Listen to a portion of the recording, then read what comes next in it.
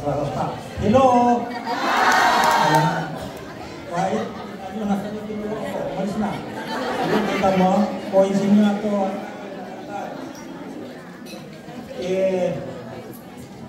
Salamat ng marami. Una sa pag-invite pa rin. Talaga sa totoo, akala ko nun, hindi kami makakarating. Dahil orong-sorong, nahiya ko kay Padre. Sabi ni Padre Rick, kahit hindi ka na produce din kumanta, basta makarating ka lang. Okay, hindi na natin ito pahabain kasi medyo hinihintay kami ng tren. At nagpapasalamat ako sa inyong lahat. Una kay Padre Rick sa pagtsatsaga talaga, napakalaking tulong ni Padre Rick sa inyo dito sa isipin nyo, umabot ng 11 years. Matagal-tagal pa ito, bago 30 years, matagal-tagal pa. So makapagtsaga sana doon sa mga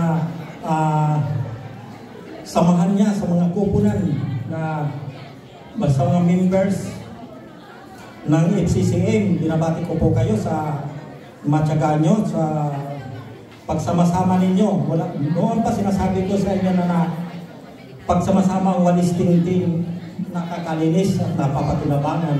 Sa pagsama-sama ninyo, ito ang nangyari taon-taon. Hindi ba nakarating yung iba? Talagang wala. Mabuti lang, dito bati, wala na yung maupuan eh.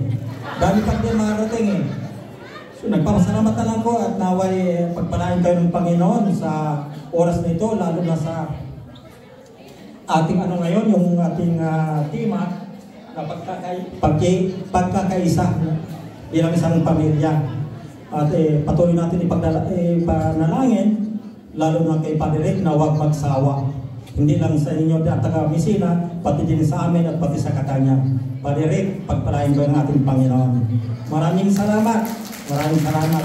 Hindi na po kakanta. Thank you po. And now po for an intermission number of Chumamis, FAC dancers.